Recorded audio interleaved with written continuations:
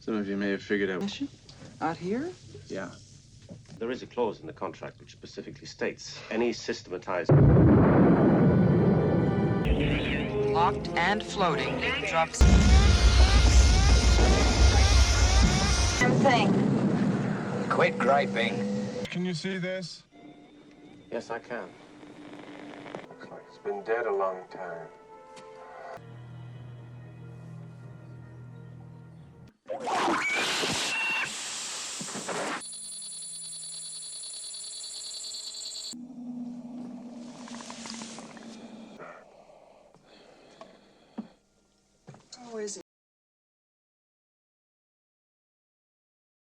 In the year 2122, the spaceship Nostromo, navigating the vast darkness of the cosmos with its valuable cargo of minerals bound for Earth, picks up a radio signal, a haunting whisper from a forgotten planetoid. The onboard computer, known by the cold moniker Mother, abruptly halts the journey, wrenching the crew from their peaceful biostasis slumber, tearing them from the artificial calm that enveloped them.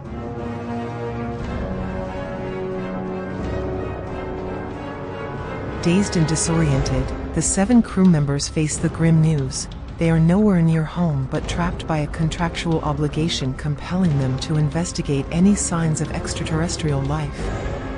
Heavy-hearted and torn between frustration and fear, they detach Nostromo from the massive mineral refinery it hauls, launching themselves toward an uncertain fate on the planetoid.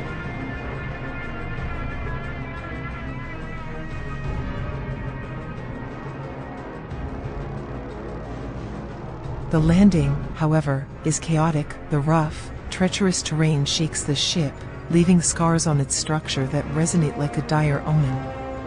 Aboard the Nostromo, Lieutenant Ellen Ripley, steady yet burdened with concern, remains alongside the enigmatic science officer Ash, the frustrated engineer Parker, his irritation nearly tangible, and the technician Brett, all racing against time to repair the damage.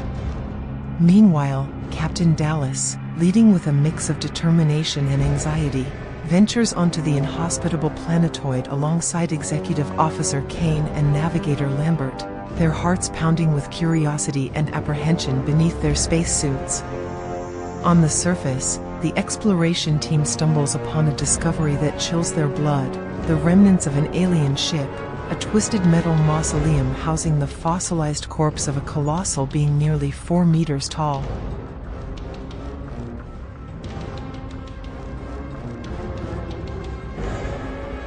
Its bones, violently broken outward, seem to scream a silent warning, as if something monstrous had escaped from within. Meanwhile, aboard the Nostromo, Ripley, her stomach knotted, analyzes the signal through the computer, uncovering the shocking truth. It is not a distress call but a desperate warning, a cry into the void. Her instincts urge her to warn the team on the surface, but Ash, disturbingly calm, persuades her not to, assuring her that the explorers will discover the truth themselves. The air thickens with palpable tension, a foreboding sense that something terrible is about to unfold. In the desolate planetoid, Kane, driven by a blend of curiosity and courage, discovers a dark passage descending into the depths of the alien ship. His heart pounding, he secures himself with a harness and lowers into a cavernous chamber that steals his breath, 100 pulsating eggs, each seemingly harboring a sinister secret.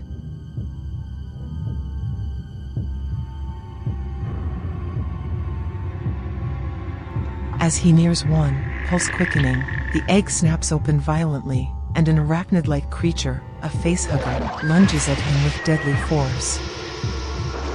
It clings to his helmet, dissolving the visor with a corrosive acid that emits a pungent stench, enveloping his face in a lethal embrace. Dallas and Lambert, fear constricting their chests, drag their unconscious companion back to Nostromo's airlock. Ripley, her voice trembling yet firm, refuses to open the hatch, holding fast to the 24-hour quarantine protocol to protect everyone. However, Ash, unsettlingly composed, defies her and opens the airlock, sealing their uncertain fate. In the infirmary, Kane lies motionless, the creature still clinging to his face like a living nightmare. Dallas and Ash, their hands trembling with helplessness, attempt to free him. When they cut one of the creature's limbs, a corrosive acid gushes out, burning through the floor and piercing 2 decks of the Nostromo with a terrifying hiss.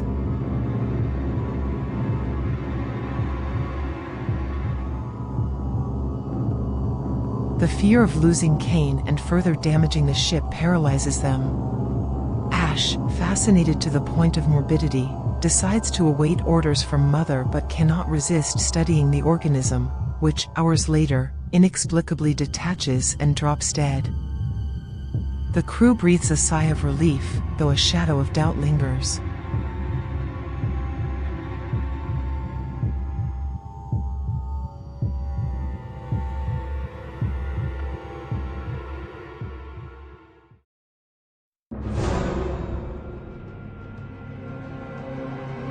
With repairs complete, Nostromo takes off to reunite with the refinery in orbit.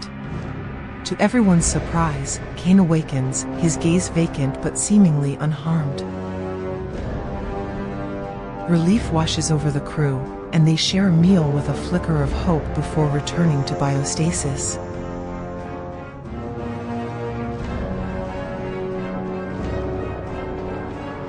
However, their joy shatters when Kane begins convulsing, his face contorted in unimaginable pain. The crew, desperate, holds him down, but an unspeakable horror unfolds.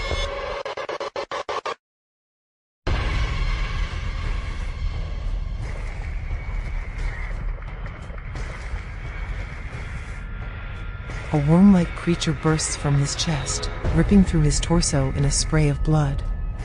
Frozen in terror, they watch as the monster escapes, leaving behind a silence broken only by Lambert's sobs.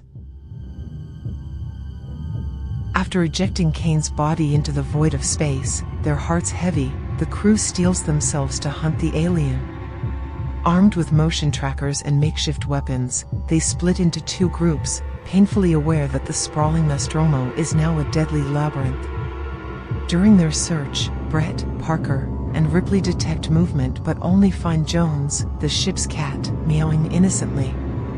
Brett, a mix of relief and frustration washing over him, follows Jones, but in a careless moment, the alien, now over 2 meters tall after a terrifying molt, ambushes him.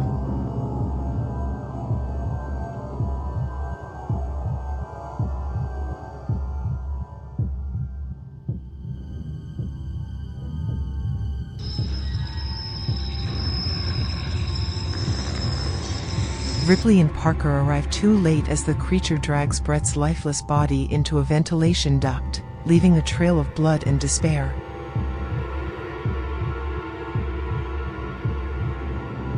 Determined yet burdened by fear, Dallas decides to enter the air ducts to corner the alien and flush it into space. Following Ash's advice, he carries an improvised flamethrower, clinging to the idea that all animals fear fire. But the creature, swift and ruthless, moves faster than him, and Dallas meets a tragic end in the darkness.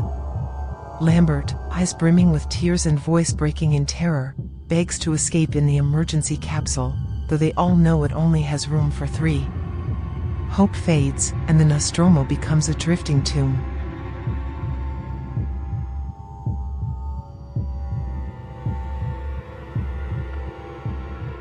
In the Nostromo's control room, Ripley, her heart still pounding with fury over the loss of her crewmates, interrogates the ship's computer.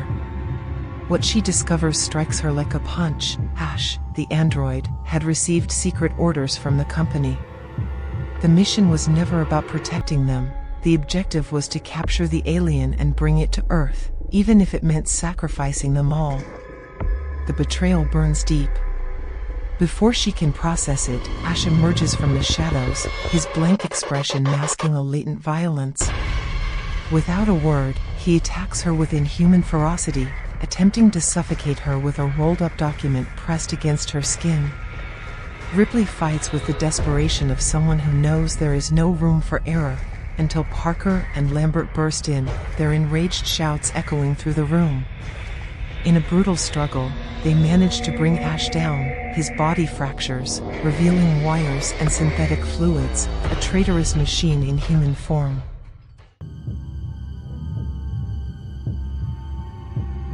With trembling hands, they reconnect Ash's damaged head, and he watches them with a chilling calm. His words cut like ice. The alien is a perfect organism. Its perfection is unsettling. He confesses, without remorse, that the crew never stood a chance. Ripley, eyes blazing with fury and pain, disconnects him, while Parker, blinded by rage, reduces the android's remains to a smoking heap of scrap.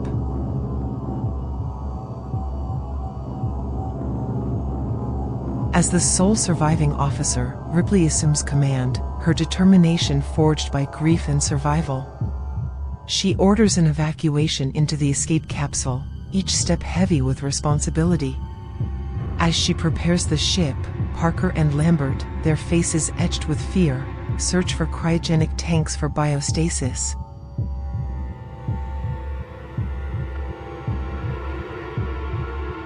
Suddenly, an impulse makes Ripley stop. Jones, the cat, is still in the main cabin.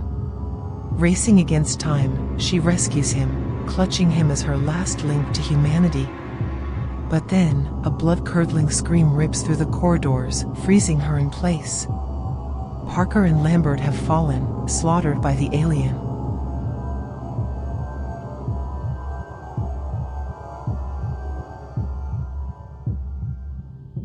The silence that follows is far more terrifying than any sound.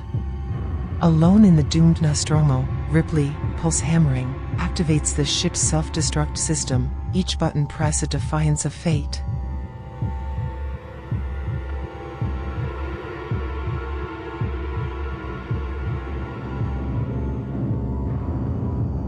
Holding Jones tightly, she runs toward the escape capsule, but the alien emerges in the hallway, its monstrous silhouette blocking her path. Panic grips her, but she retreats, searching for another route. In the chaos, she loses sight of Jones, only to realize, with fleeting relief, that the creature ignores him. With mere minutes remaining, she tries to abort the self-destruct sequence, her hands shaking over the controls, but the system betrays her. It's too late. In a final act of courage, Ripley reaches the escape capsule, her ragged breaths filling the space. She seals the door, convinced she has left the horror behind.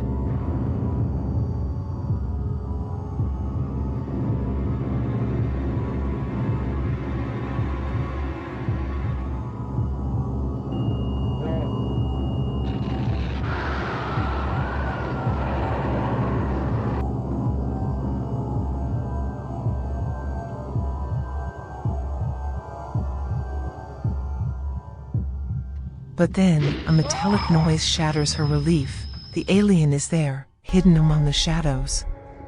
Heart in her throat, she dons a spacesuit, every movement calculated in tense silence. In a desperate gamble, she opens the airlock, sucking the creature into the void. But the monster, unnaturally strong, clings to the fuselage. Ripley fires a grappling hook, tearing it loose, only for it to latch onto the engines. With a final roar, she activates the thrusters, incinerating the alien in a fiery blast. Exhausted, soul fractured but alive, Ripley records her final report, her voice broken yet resolute. Nostromo crew, none survived.